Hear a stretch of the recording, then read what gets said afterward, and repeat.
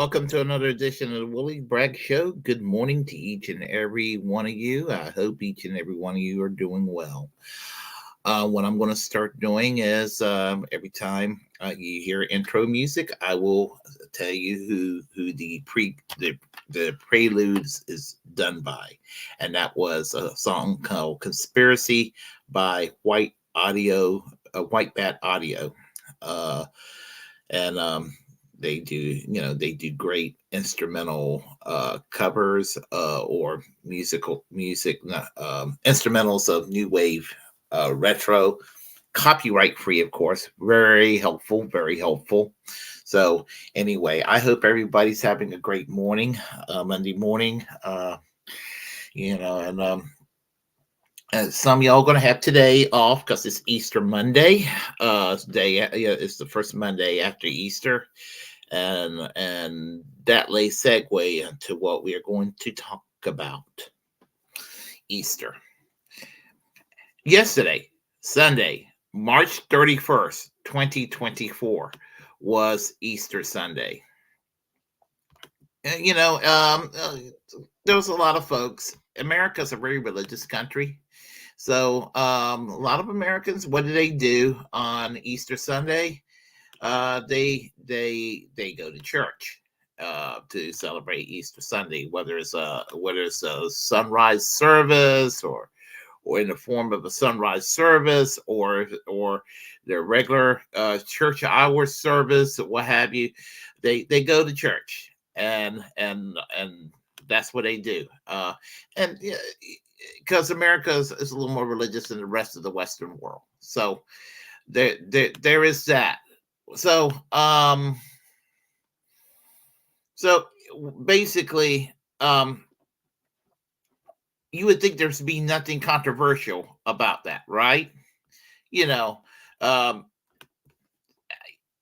but the thing about it is that while many Americans who went to church on Sunday from across the political spectrum, now the conservatives make it sound like only they go to church, you know, there are conservatives who are atheists that don't go to church at all. There are liberals who are devoutly religious, what have you. But there are people that want to sit there and say, "Well, this group 100% this way, this group 100% that way," and there's too much generalization that's being made, and pretty much projection. So, so basically, what I'm trying to say is that to me, yesterday was a normal Easter Sunday. And I look back at yesterday in hindsight and say, yes, it was a normal Easter Sunday. Because what was it? Normal Easter Sunday. But for some people, they read more than it being an Easter Sunday. Some people put a cultural war aspect into what do you think yesterday was. And it was another day too, other than Easter Sunday. It was also the Transgender Day of Visibility, which has been recognized since the year 2009. And the thing about it is that some people made a big deal out of it. Oh, well, what's going on here? We're having celebrate the transgender people on the day of our Lord. I mean, they try to make it like that. And it was ridiculous. An example of this was I'll go with the first tweet that, and Twitter was pretty busy yesterday, but and I was really irritated looking through Twitter. But Gunther Engelman, who's a dumbass that goes on Twitter, with all this right wing crap that he spews every hour upon the hour. It's like, what the hell does he? I mean, how the hell he does anything productive? I know I'm on Twitter a lot too, but damn, this guy, it takes the cake. So he took the White House. Well, I guess it was a press release, where Joe Biden says, I have your back. Now I therefore, Joe Biden, President of the United States of America, by virtue of the authority vested in me by the Constitution and the laws of the United States, do thereby proclaim March 31st, 2024 as Transgender Day of Visibility. I'll call upon Americans to join us in lifting up the lives and voices of the transgender people throughout our nation and work toward eliminating violence and discrimination based on gender identity. In witness whereof I have hereunto set my hand the 29th day of March in the year of our Lord 2024, and of the independence of the United States of America, the 248th, Joseph R. Biden Jr. Now, I want to make it clear, I don't like Joe Biden. I have the nickname Genocide Joe to describe Joe Biden. But this White House press release is one reason not to dislike Joe Biden. I agree with him here on this. This is the one area where I'm okay with Joe Biden. But I call him Genocide Joe. But the area where I call Genocide Joe, Gunter Eagleman thinks that Joe Biden is sucking the cock of Hamas when he's sucking the cock of Benjamin Netanyahu. And he basically said, Easter should not be named Transgender Day of Visibility. Fuck Joe Biden. Okay. Easter Sunday was yesterday. So was Transgender Day of Visibility. They were two separate days. And it happened to be a coincidence. Even if Easter was every year on March 31st, and Transgender Day of Visibility was every year March 31st, it wouldn't be that big a deal. It's okay. It's okay. But people like Gunter Eagleman thought the sky was falling. And so, as I said, this prick, I had no problem with him saying fuck Joe Biden, but the only problem I have with him saying fuck Joe Biden is we both have different reasons for saying fuck Joe Biden. I mean, that's what it comes down to. So, and my reasons for saying fuck Joe Biden would be the reasons he won't acknowledge that he agrees with the areas where I say fuck Joe Biden, but you get what I'm saying. But Gunter Eagleman's one of those hard right MAGA types. Now, I don't want to make it sound like I'm being a partisan hack and all that, but because I don't really spend a whole lot of time attacking Donald Trump for the sake of attacking Donald Trump, or the MAGA movement for the sake of attacking the MAGA movement. There's plenty to criticize about them on a day-to-day basis, of course. And there's a lot of criticism that's directed toward Trump and his sycophantic followers that's a little silly too. But this morning ain't the morning for me to kind of just to be dismissive of MAGA in what I would call its negative capacity, its negative baggage. So I'm going to talk about another person, another sycophant from this movement named Bridget Gabriel. Give me a moment here. And she was tweeting yesterday herself. Today is Easter, not Trans Visibility Day. She's another transphobe, and all she does is suck on Trump's cock all day long with this tweet and that tweet. This evangelical Christian, you could hardly, you wonder how in the world you could ever hear her in an interview, because she just has her lips wrapped around Trump's puny shaft almost constantly. But I like the response of Justin Paglino, Jill Stein 24, field director on Twitter, when he says it's both. It's Easter and Trans Visibility Day. But to quote him, it's both. It's also Cesar Chavez's birthday, and there's the tweet in response to what she has to say there.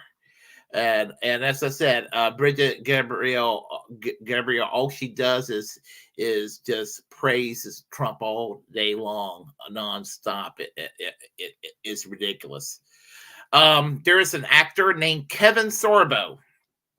And Kevin Sorbo, I didn't even know who Kevin Sorbo was, but apparently he was the actor that played Hercules in the 1990s. And I had no idea how right-wing this nutball was, but apparently he is too.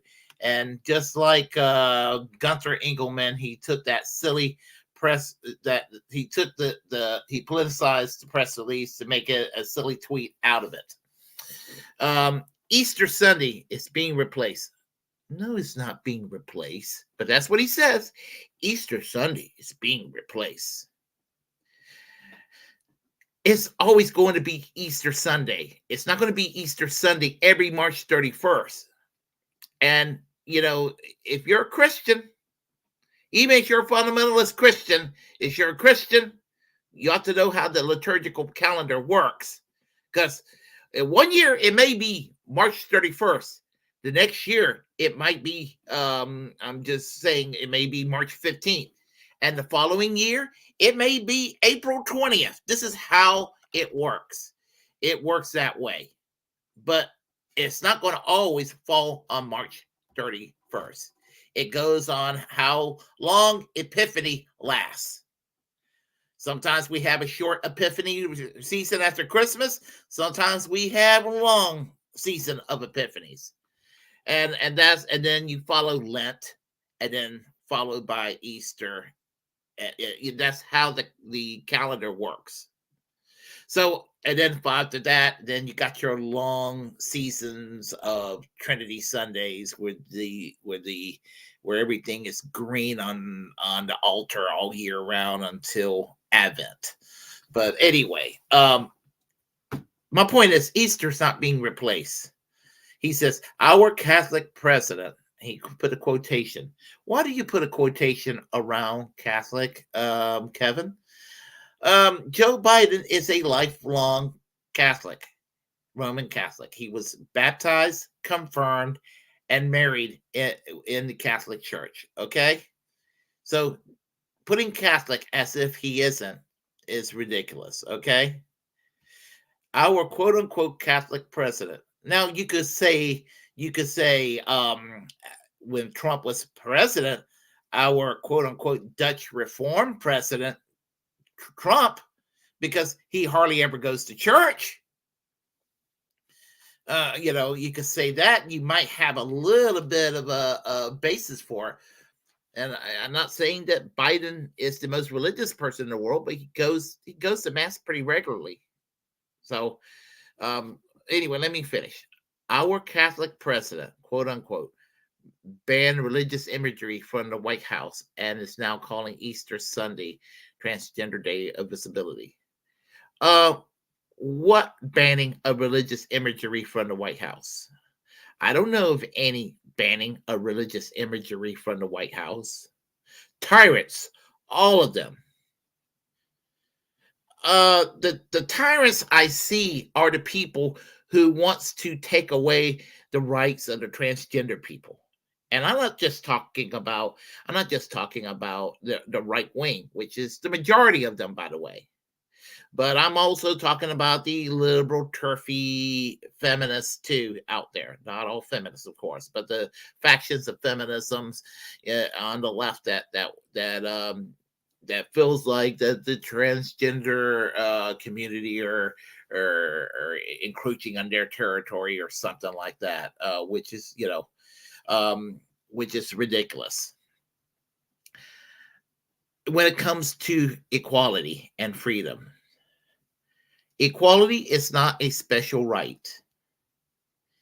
Existing is not grooming children. Okay, I want to explain that to these people. Equality is not a special right, and merely existing is not it's not indoctrination, and it's not grooming. And that, but the right wing wants to paint it as, well, just regular equality is a special right, and the fact that they exist is equivalent to grooming and indoctrination. None of that's true. Equality means that they're not treated any better nor any worse than anybody else. And existing means you leave them the hell alone. Let them live their lives. Let them live their lives. Let them live their lives. How hard is that? I mean, when it comes to if somebody from whatever marginalized group wants special rights, of course, I might be like, that's ridiculous. Everybody has to be treated the same. But no, nobody should sit there and take rights away from whole groups of people. But that's what's going on. And they want you to forget about the culture. They want this culture war to make you forget about the real problems in this country. I'm referring to the right wing. They want you, and I'm referring to even some of the edgy liberal lefties out there. Well, they're not really lefties, but some of the shit libs out there that want to act like they're so tolerant and such a cut above it all.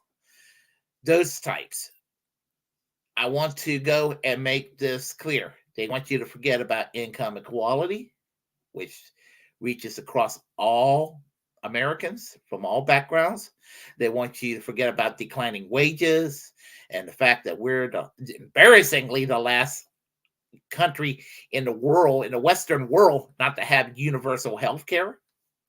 They want you to forget about the idea that workers in other countries have 5-6 weeks paid vacation every year, that they can go on holiday, and that they have generous pensions when they retire, and they can retire at a relatively young age. They want you to forget about these things, and they want you to think about, the transgender people are there trying to indoctrinate the children, or those two gay dudes down the street getting married is going to go and affect our dysfunctional marriage over here between my wife that's mad at me all the time. That kind of mentality, or the fact that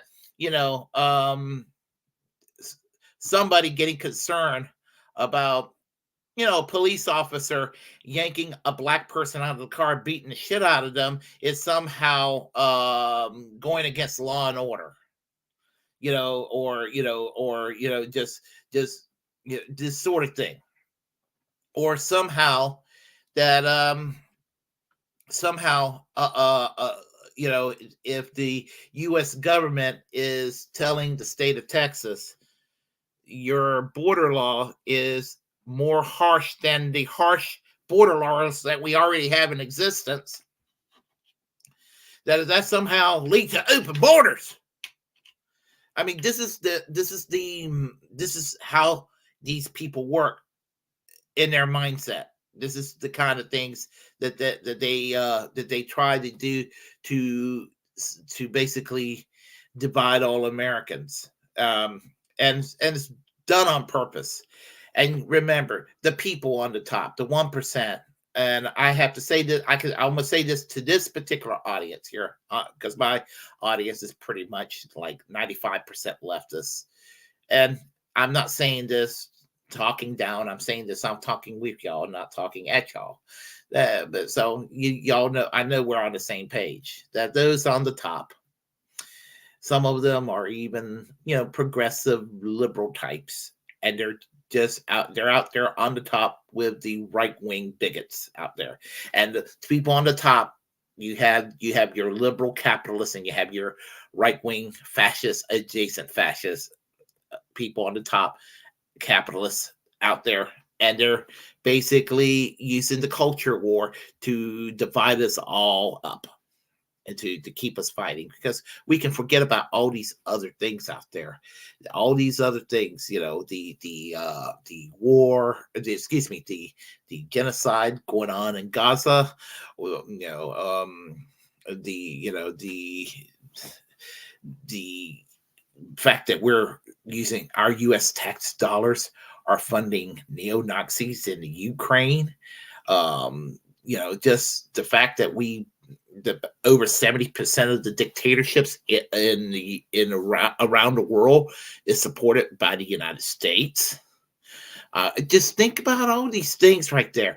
And that's what they want to do. They want us to not think about these things, or the fact that the environment is going to hell in a handbasket, and our summers are going to get warmer and warmer to the point that we're going probably in about 15, 20 years, we'll just essentially be roasting for and you're going to have probably hundreds of millions, if not billions, of people dying because of what we have done to this fucking planet. So they want us to forget about all these things, and I want to go and emphasize that we need to tell the people, the masses, if you will, to not let the powers that be, divide us all with this culture war. Now, when it comes to the culture war, those who leans on the liberal or left side of the equations are correct. Even the ones on the top are correct, that we have to side with tolerance and all of that. See, there's a smart way of doing this, because we can fight racism. We can fight, anti-Semitism, Islamophobia, and the anti-Hispanic sentiment when it comes to the border, and all the other prejudices, and do it by class warfare means. And even though I don't listen to her much anymore, but she's still correct in what she has to say when Crystal Ball says basically building a multiracial working class movement to go and to fight for a better country, to paraphrase her. So, and that's what I would agree with that, absolutely. So, anyway, I just want to talk about that and let you know about how offended I was yesterday with the right wing going nuts over Transgender Day of visibility, and as somebody who's an ally of the trans movement, I didn't even really think about the holiday taking place on March 31st every year, and I'm ashamed to say that, considering that I have a few friends who are trans, and I should have known better. But I'll make this promise that from now on March 31st, every year from now on, I will acknowledge Transgender Day of Visibility. I will acknowledge it from now on, just because what the people on the right have done, just to sit there and to demonize a whole group of people, who they know nothing about, because it seems strange to them, and they just want to have somebody to vilify. And when it comes down to the transgender movement, the community, it even among conservatives, it's unreasonable to say gays and lesbians, they can't get married, or they shouldn't be treated in a negative manner. Even some conservatives have kind of gotten on board and are reluctantly okay with non-discrimination against the LGBTQ, but unfortunately they subtract the T out of it. And much in the same way that conservatives by the 1970s and 80s, maybe the 1990s, were like, when it came to racism and segregation, they were like, well, I guess racial prejudice is kind of bad. Some of them went back to it and pretty damn open about it, depending on who you talk to. And I'm not even saying that all conservatives then or now are racist per se. I want to go make that clear too. I want to make that distinction because I don't want to sit there and insult a large faction of people who may not be guilty just because I may have political disagreements with them or what have you. I want to also make that clear. So I'm not about sitting there to demonize a whole group of people. I do understand nuance, something that the right don't seem to understand. So a lot of those folks on the right. So anyway, here we have this morning, Catherine McCloskey Ross. How are you doing? Easter Monday, up the rebel anniversary of Easter uprising. And let's see what we have here. Trans Day of Visibility is always March 31st. It's Easter that moves, which is my point. And I don't know if they fully realize that or if they just wanted to go and demonize just for the sake of demonizing. Let's see. Easter and trans visibility won't coincide again until 2086. There you have it.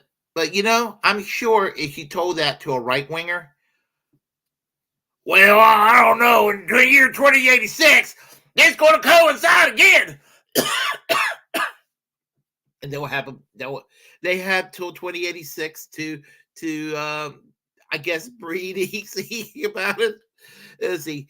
Easter is really just a celebration of the world's most elaborate prank. Okay, yeah. Well, for those that believe and don't believe, there's always that question. Good morning, Extra Bulla. How are you doing today? I tell you, Warren. Yeah, I was like, wow, no secret show on Saturday. I was like, oh, damn. Yeah, but that's okay. Let's see. Sorabo is a Christian nationalist. Even Caitlyn Jenner was bitching about the coincidence. Okay, well, sometimes even the quote unquote toms of the movements that wants to go and griff and tell everybody that I am the good one ever person in that group. The Dave Rubins, the Caitlyn Jenners, the Candace Owens, and the Blair Whites. You get the picture. The Ariel Scarcella. All those folks. Sometimes it gets to the point where, like, yeah, I'm not ready to go there. So maybe there's hope for Caitlyn Jenner. So good morning to me. Yes, good morning to you, Herschel. How are you today? Let's see. Come on now. Hey, how you doing? Oh, all right. You're the nicest one of all. All right. I want to make sure go through every one of these here. Kevin Dumbo. Yeah, that's funny. Yeah. Yeah, I almost, I didn't even really know who Kevin Sarbo was. Let's see. Skinny Hercules, give me Steve Reeves. There you go. Old Genocide says we can't have national health care. This is the United States. Yeah, we can't. Genocide Joe says we can't have national health care. This is the United States. Yet, Israel deserves to be criticized, especially these days with Gaza, the one area where you can almost say they're okay is the fact that they have national health care in their country. It'd be nice if we could have national health care here. So what the fuck? Even Israel has a national health care system, and the United States can't do this. The United States can't provide. And for the shit lives that are for Ukraine and wanting to denounce Russia. Russia has national health care too. They retained their Soviet system. I just wanted to keep that in mind. So their system is significantly more progressive than what we have here for healthcare. You're a fine ally, Willie. Thank you, Catherine. I appreciate that. I do, and that's because I believe in equality, and I believe that there's good in every human being, and that's what it comes down to. Um, or in every, and I've always opposed all forms of discrimination. So, announcements tomorrow at 5 p.m. I think we have a question mark about Braglands this week. And I'm waiting for Jimmy right now. But by coincidence, I will be on tomorrow at 5 p.m. Jen Perlman, who is running for Congress, challenging Debbie Wasserman Schultz in the U.S. House of Representatives in District 25 down in Florida, will be a guest on my show tomorrow. And we'll be discussing her primary challenge against Debbie Wasserman Schultz and a host of other political issues. She's the co-host of Generational Change. She and Peter Hagar both co-host the show, and it's actually an interesting show. They have pretty good guests on the show and pretty good politics for the most part. So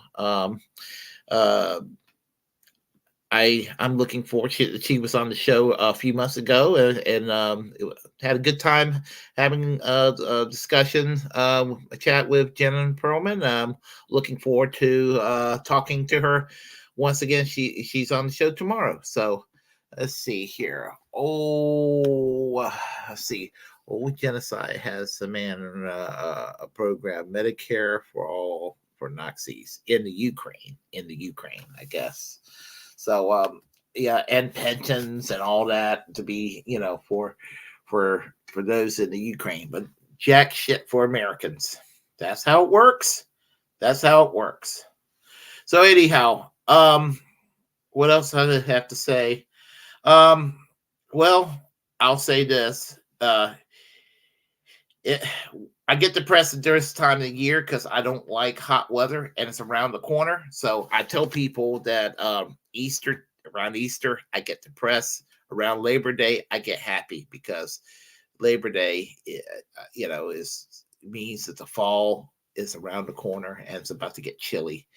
And when it gets chilly, I get happy. And when it gets warm all the time and balmy, I get sad because I don't do hot weather too well. If you like what you heard, please press like and comment. Comment if you disagree with what I have to say. We'll have a conversation. Feel free to share the content on this channel. As a First Amendment absolutist, it's my duty to inform you to create your own platform and utilize it because we are the muckrakers of our time. To reject all corporate media, please do that. To subscribe to the Willie Bragg Show here on YouTube, Twitch, Rumble. Follow me on Twitter. Follow me on Twitter. Follow me on Facebook. You get the idea. Just follow me. And remember to free Assange, free Palestine, free healthcare for all, and free speech. Y'all take care. Have a great morning. Bye-bye.